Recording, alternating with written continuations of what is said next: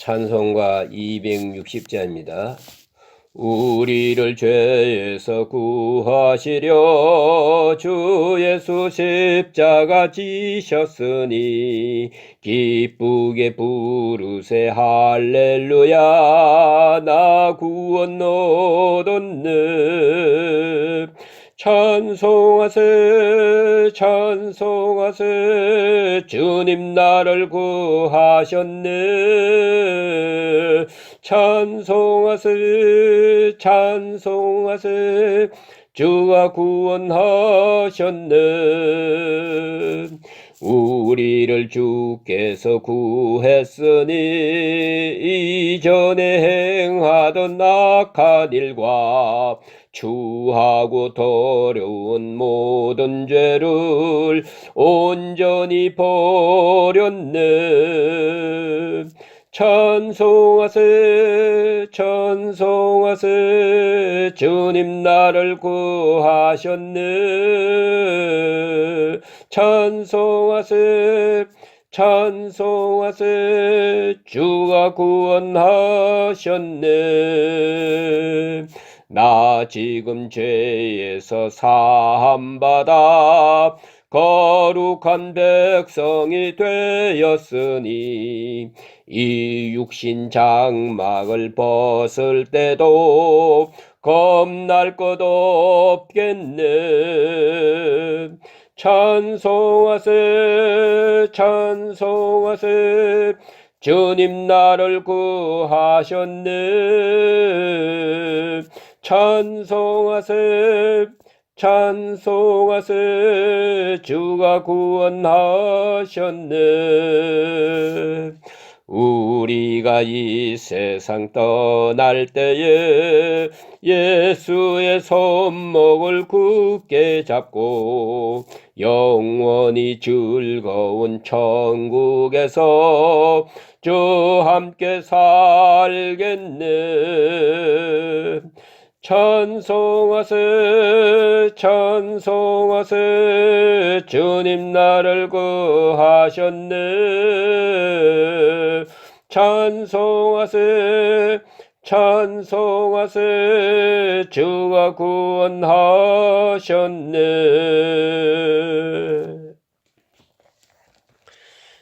기도 드리겠습니다.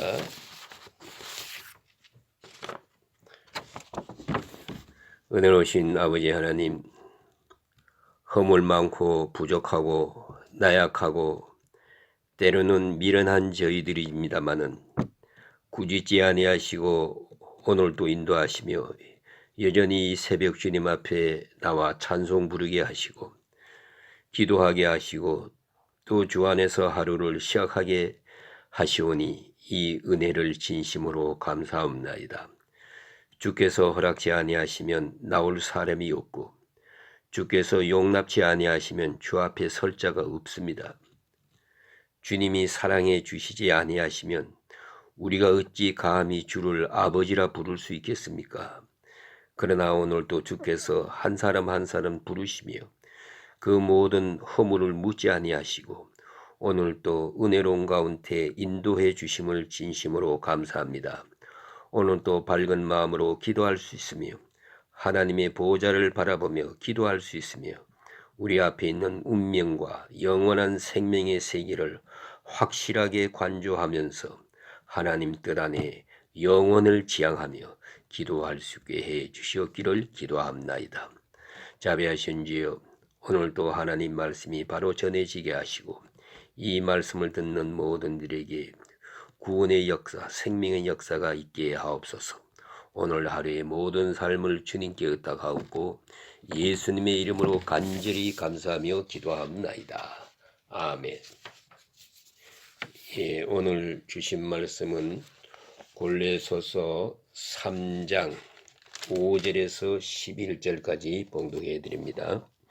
그러므로 땅에 있는 지체를 죽이라. 곧 음란과 부정과 사욕과 악한 정욕과 탐심이니 탐심은 우상 숭배니라. 이것들로 말미암아 하나님의 진노가 임하느니라. 너희도 전에 그 가운데 살 때에는 그 가운데서 행하였으나 이제는 너희가 이 모든 것을 벗어버리라.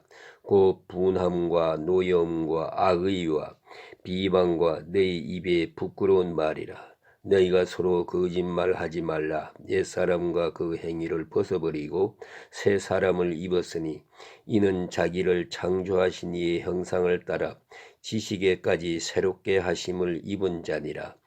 거기에는 헬라인이나 유대인이나 할레파나 무할레파나 야만이나 수구디아니인이나 종이나 자유인이 차별이 있을 수 없나니 오직 그리스도는 만유시요 만유 안에 계시느니라.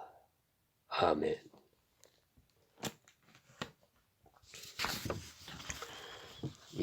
오늘 바울의 모든 편지가 그러하듯이 편지마다 전반부를 교리적 말씀으로 말씀하고 후반부에 가서 윤리적인 말씀을 하고 있습니다.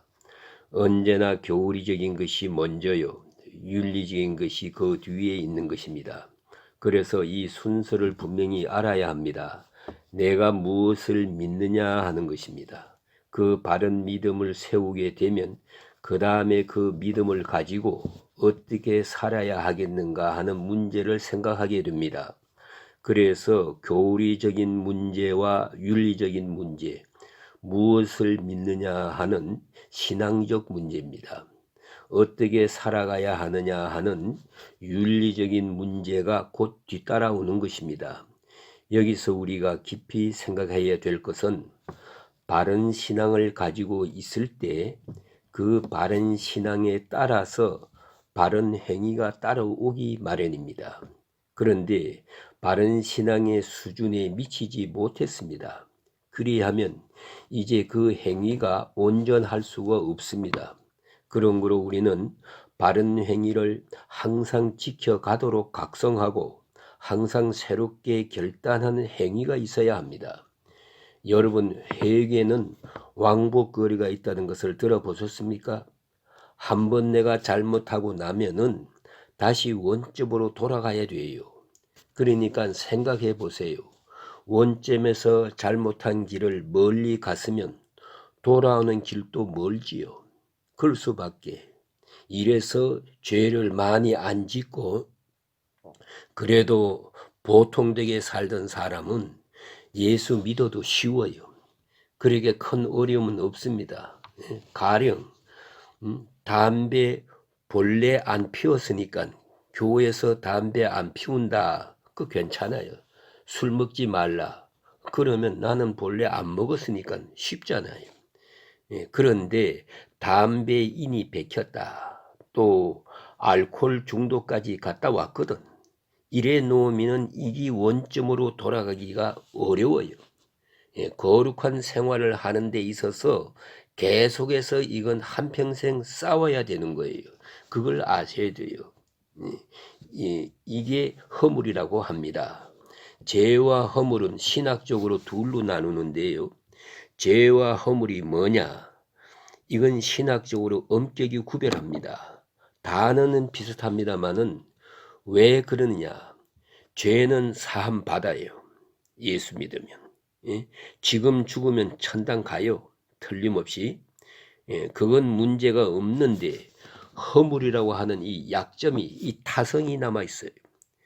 왜 이 말을 하는고 하니 한번 이렇게 죄를 지어서 상처를 받지요. 회개했어요. 그러나 그게 약점으로, 허점으로 남아 있어서, 허물로 남아 있어서 그게 문제가 됩니다. 그래 오늘 성경 말씀에 이 같은 것을 죽이라 그랬어요. 아주 강한 표현을 썼어요. 이것이 오늘 본문에 나타난 내용입니다. 위의 것을 찾아라. 위의 것을 생각하고 다시 본문에서 말하기를 땅에 있는 지체를 죽이라 그랬어요. 왜 이렇게까지 강한 표현을 썼나? 그냥 잊어버리라, 적당히 도닥거리라, 적당히 생각을 바꾸어라, 뭐 의식 변화를 하라, 이런 정도가 아니에요. 죽여버리라 그랬어요. 이것이 주신 말씀이에요. 중요한 말입니다. 그래서 원문의 깊은 뜻은 mortify란 그런 뜻입니다. 죽이다, 고행한다, 고생시킨다는 거예요. 일부러 이쪽으로 고행시켜서 다시 덜먹거리지 못하게 고행하고 억제하고 극복하고 그런 얘기입니다. 특별 관심을 가지고 극단적으로 처단하라 이거예요. 이것이 성경 말씀이에요. 여러분 하나하나 가진 옛 생활의 모습이 있습니까? 가령 돈 때문에 실패했어요. 그럼 번번이 돈 때문에 실수하는 사람이에요. 돈을 원수로 하셔야 돼요. 돈만 보면 그건 사고가 나니까. 이건 돈이 문제라고요. 이건 실제로 신문에 난 얘기입니다. 옛날 얘기인데 저 부산에 어떤 분이 교육 전도사님인데 신방 갔어요. 가서 거기에 돈 30만 원 있는 것을 훔쳤어요. 왜 그랬어요? 그 옛날 소매치기 출신이거든요. 이 사람이 회개하고 전도사가 된 거예요. 그걸 딱 보는 순간에 획가닥한 거예요. 이만큼 어려운 거예요. 과거의 습관. 그게 아직 여기 남아 있거든요. 이걸 죽여버리라. 이렇게 돼야지 적당히 타협하고 그저 도닥거리고 그저 조금만 참으면 되겠지 이렇게 여유 있게 기회를 주었다가는 끝장나는 것입니다. 그래서 죽여버리라는 거예요. 얼마나 강한 표현입니까? 얼마나 실제적인 말씀입니까? 그래 예수님께서 보면 그런 말씀을 하셨지요. 마태복음 5장 29절에서 30절에 보면은 내 손이 너를 범죄케 하거든 찍어버려. 눈이 범죄케 하거든 빼버려. 그랬어요. 그게 바로 죽이는 마음이에요. 끊어버리는 마음이에요. 로마서 8장 13절에 보면 영으로서 몸의 형실을 죽이면 살리라 하는 바울의 권면의 말씀이 거기도 있습니다. 그래서 그 유명한 얘기가 있지 않습니까? 어거스틴이 옛날에 방탕했던 사람이거든요. 깊은 죄를 지었던 사람이에요. 그러다가 그가 회개하고 성자가 됐어요. 옛날에 자기가 다니던 술집 거리를 지나가게 됩니다. 그랬더니 그래 옛날에 있던 사람들이 반가워가지고 어디 갔다 왔느냐고 그동안의 기생들이 나와가지고 어째서 이제 왔느냐고 그러거든요. 그러니까 이 어거스틴이 빙그레 웃으면서 아무 말도 하지 않고 속으로 중얼중얼 하면서 걸어갔다는 것 아닙니까? 사람 잘못 보았어. 어거스틴은 죽은 지 오래요. 내 속에 어거스틴은 옛날에 죽었어요. 그리고 지나갔다는 거예요. 비난할 것도 없고 반대할 것도 없고 이상하다 생각할 것도 없어요. 피할 것도 없어요. 완전히 죽은 상태니까. 그래서 육체의 소욕을 죽이라 그랬어요. 깊이 생각해야 할 문제입니다. 건강한 사람은 입맛도 건강합니다. 그래서 건강한 사람은 이 입에 땡기는 대로 먹으면 되는 거예요. 단기 좋으면 단 거 먹고 짠기 좋으면 짠 거 먹고 괜히 싱겁게 먹다가 현기증 걸리지고 말아요. 중요한 것은 내가 짜게 먹고 싶은데 싱겁게 먹으면 죽는데요. 건강한 사람은 입에 땡기는 대로 먹고 싶은 대로 먹어야 건강한 거예요. 그런데 반대로 병든 사람이 먹고 싶은 대로 먹으면 안 돼요. 그건 입맛 자체가 병들었으니까. 이 성향 자체가 병든 성향이기 때문에 그대로 놔두면 안 되는 거예요. 건강한 사람의 입맛과 건강하지 못한 사람의 입맛을 구분한 거예요. 그러니까 우리 그리스도인도 건강한 그리스도인, 구원받은 그리스도인, 그건 뭐 마음대로 해도 돼요. 그래서 유명한 어거스틴 말이 있어요. 하나님을 진정으로 사랑하고 내 마음대로 하라. 얼마나 좋은 얘기입니까? 하나님을 정말 사랑하고 난 다음에 구원받고 나면 마음대로. 내가 아직 거기까지 미치지 못했거든요. 아직 못된 것들이 여기저기 있단 말입니다. 그건 안 되지요. 죽여버려야지. 그걸 놔두면 안 되는 거예요. 그것이 오늘 주신 말씀 제일 귀한 말씀이지요. 그런데 여기 본문에 보니까 그럼 뭘 죽이는 자냐? 음란과 부정과 그랬어요. 예? 이건 육체적 욕망을 말하는 것입니다. 이건 사실 말하기도 부끄러운 얘기예요. 여러분 이 음란이라는 것 이게 얼마나 문제입니까? 예? 저 아프리카의 그 에이즈 환자가 엄청나대 세계적으로 우리나라도 그럴 거예요. 예? 또한 사욕과 악한 정욕 그런 말씀이 있어요. 사욕이란 말은 끝없는 욕심을 말합니다. 예? 제한이 없어요. 우리가 욕심이라는 건 한계가 있어야 되거든요. 그런데 한계가 없는 거요. 그리고 모든 성품까지 다 타락시켜요. 예? 그러한 무제한적 혹 노예화 성향이 있는 욕망 이것을 끊어버리라는 얘기입니다. 그 다음 탐심은 우상숭배니라. 그 말씀이 너무나도 뜻이 있는 말씀입니다. 더 많이 가지려고 하는 필요 이상으로 더 많이 가지려고 하는 지나친 욕망을 말하는 것입니다. 그것이 곧 우상숭배예요. 이 물질에 대한 욕망은 물질은 물질일 뿐이에요. 이게 물질의 욕망이 한계를 딱 넘어서면요.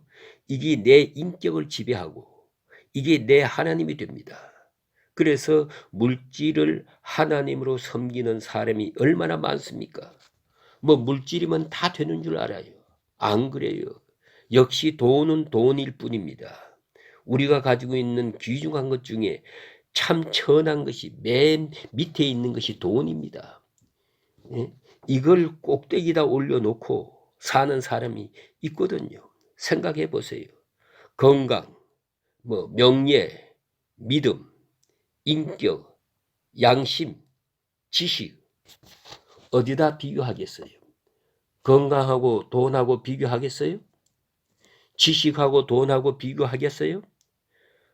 아무리 생각해도 돈은 제일 시시한 거예요. 그런데 왜 이 돈을 이렇게 하늘 끝까지 올려놓고 우상 숭배를 하느냐 하는 것이에요. 탐심은 우상 숭배라 그랬어요. 그 탈무드에 보면 그런 말이 있어요. 재미있는 말이 있습니다. 돈이 많이 있는 사람에게는요 아들이 없고 오직 상속자가 있을 뿐이다. 사실 돈 없는 집에 효자가 있지 돈 많은 집에 효자가 없어요. 장례식에 유산 가지고 싸우는 경우가 있습니다. 시체를 앞에 놓고 싸웁니다. 이게 바로 돈 많은 집의 장례식입니다. 그 톨스토이는 그런 재미있는 말을 했어요. 돈이 없는 사람은 매우 슬픈 일이다. 그러나 너무 많은 사람은 2배나 슬픈 일이다 그랬어요. 그것도 큰일이에요. 적당하게 가져야지. 어쨌든 돈이 more have 조금 더 가지는 순간부터 우상이 되는 거예요. 그저 일용할 양식으로 족한 줄 알고 가진 것으로 만족하게 여기면 되는데 이것이 조금 더 하기 시작하면 그 다음엔 노랭이가 되기 시작하고요. 그 다음엔 욕심꾸러기가 되고요. 그 다음에는 구두쇠가 되고요. 그 다음엔 미친놈이 되는 거예요. 돈에 미쳐서 정신이 없는 거예요. 아무도 안 보이는 거예요. 그 다음엔 돈에 미쳐서 그런 사람 불쌍하잖아요. 이게 우상숭배예요. 그래서 원래 우상숭배란 것은 인간의 잘못된 소원을 이루어 보겠다는 것이 우상숭배인데 하나님을 믿는 사람은 우상이 없어야 돼요. 하나님만이 나의 주가 되시고 그 모든 것은 하나님께로 말미암았어요. 많든 적든 주시는 대로 감사하게 생각해야 돼요. 만족하게 여깁니다. 이것이 바른 신앙이란 말이지요. 그래서 바울은 유명한 말을 했지요. 나는 그리스도와 함께 십자가에 못 박혔다. 나는 죽었다. 그리고 다시 갈라디아서 5장 24절에 보면 정과 욕심도 십자가에 못 박았다. 그리고 사는 거요. 여러분 정과 욕심 내 속에 있는 그 꿈틀꿈틀하는 모든 것을 싹 죽여버리고 그리고 자유하게 헐헐 나는 것처럼 한번 살아보세요. 얼마나 행복한가.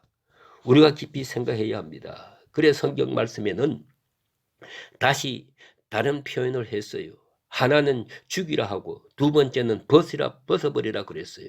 그리고 이 벗는다는 말을 통해서 우리가 새로운 삶을 사는 기회를 가르쳐 주고 있어요. 굉장히 심리학적인 것입니다. 보세요. 이 벗는다는 말은 옷을 말하는 건데 옛날의 옷은 신분을 말하는 것이고 노예는 옷이 없었어요. 그리고 천민의 옷이 있고 자유인의 옷이 있고 귀족 옷이 있고 왕족의 옷이 있었어요. 그래서 이 옷을 보고 사람의 신분을 알 수 있었거든요. 그러니까 옛 신분을 벗어버리고 새로운 옷을 입으라 하는 그런 말씀인데요.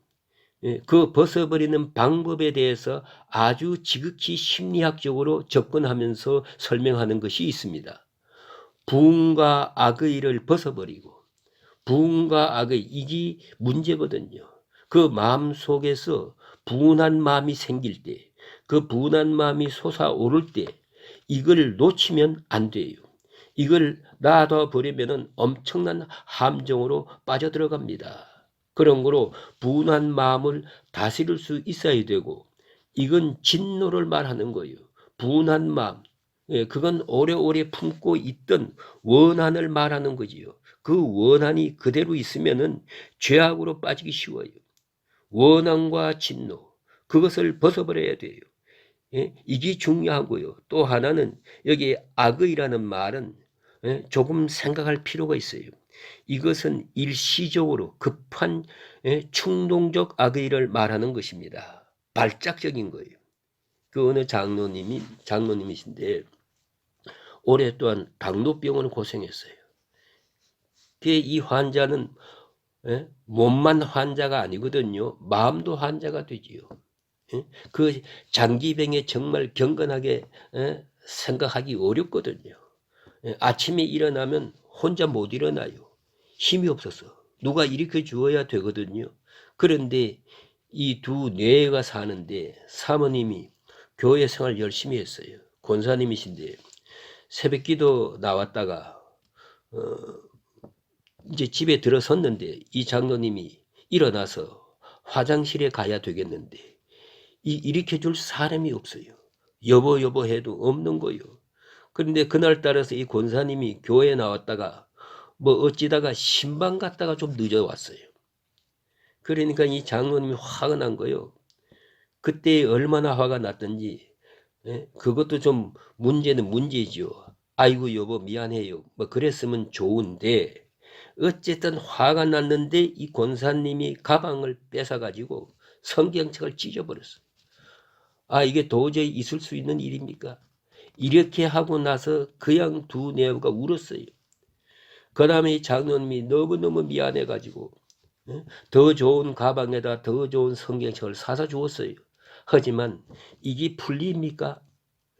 그렇다고 어찌다가 내가 이럴 수가 있나? 내가 어떻게 이렇게 나쁜 놈인가? 그걸 목사님한테 직접 얘기한 것을 들었어요. 내가 이런 놈입니다. 그러면서 울더라고요. 너무 답답해서 내가 어찌 그럴 수 있느냐고. 그런데 그 순간에는 이게 뭐한테 정말 씌운 것 같아요. 욱 하고 올라올 때 순간적인 것인데 그야말로 그래서 그러잖아요. 100가지만 해야라고 세라고 100가지만 세어도 그건 얼마든지 자제할 수 있는 거예요. 잠깐 올라오는 욱하는 그걸 막지 못하면 안 돼요. 그걸 벗어버리라. 그런 말씀이에요. 그래서 또 한 가지는 비방과 더러운 마음, 비방하는 말을 조심해야 돼요. 우리 마음속에 악이 솟아오를 때, 맨 처음에 솟아오를 때 첫째가 마음이고요. 그 다음에 밖으로 표현이 돼요. 첫 단계가 말입니다. 그 다음에 행동으로 나타납니다. 말은 마음에 악센트란 말이 있어요. 여러분 마음 가운데 분한 마음이 있을 때 그걸 가만히 두면 사라져요. 그런데 이걸 말을 해버려요. 그러면 점점 솟아나옵니다. 그 다음에 행동으로 나타나게 된다고요.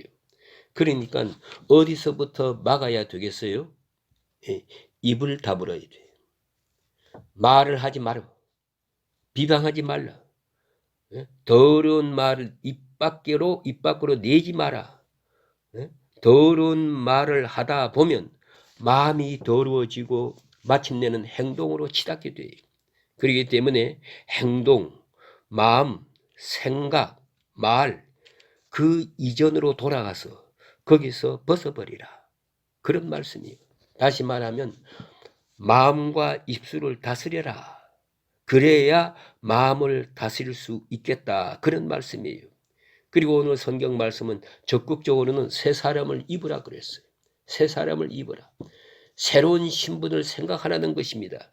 내가 누구냐 하는 거예요. 하나님의 형상이에요. 하나님의 자녀예요.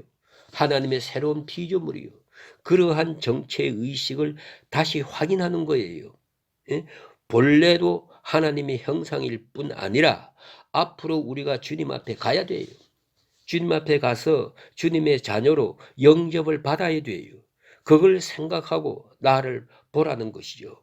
예? 그리하게 될 때에 이 모든 것을 이길 수가 있는 것입니다. 극복할 수가 있는 것입니다. 그리고는 여기 조심할 것이 있습니다. 자기 자신에 대한 우월 의식을 가지지 말아야 돼요. 오늘 성경 말씀에 보니까 헬라인이나 유대인이나 할례자나 무할례자나 야만인이나 수구디아 사람이나 종이나 자유자나 분별하지 말라. 예? 분별하지 말라가 뭡니까? 잘난 체 하지 말라는 거야. 잘난 체. 내가 하나님의 자녀인 것처럼 저도 하나님의 자녀요. 이런 평등 의식을 가져야 돼요. 예? 그런 겸손한 마음을 가지게 될 때 내가 내 자신을 다스릴 수가 있는 거예요. 자기를 특별하게 봐서는 안 돼요. 그래서 내가 하나님의 형상이듯이 저도 하나님의 형상이에요. 내가 주 안에서 구속받은 것처럼 저도 주 안에서 구원받은 거예요. 그러므로 주 안에서 한 형제와 자매가 되는 거예요. 세상적으로는 노예일 수도 있어요. 자유인일 수도 있어요. 유대인일 수도 있고 헬라 사람일 수도 있어요. 그러나 그리스도 안에는 없어요. 다 형제예요. 여기까지 갈 때에 온전한 그리스도의 모습을 찾게 되고 내가 나를 내 마음, 내 성향을 다스릴 수 있게 돼요. 오늘 성경 말씀에는 옛사람의 모습을 죽이라. 옛사람을 벗어버리라. 새 사람을 입으라. 하나님의 형상된 자기 정체의 의식을 지키라. 그러면 모든 잘못된 허물에서 스스로 자기를 구원할 수 있게 될 것이다 하는 그런 귀한 말씀입니다. 오늘 여기까지 말씀드리겠습니다. 이 은혜가 함께 하시기를 주의 이름으로 축원합니다.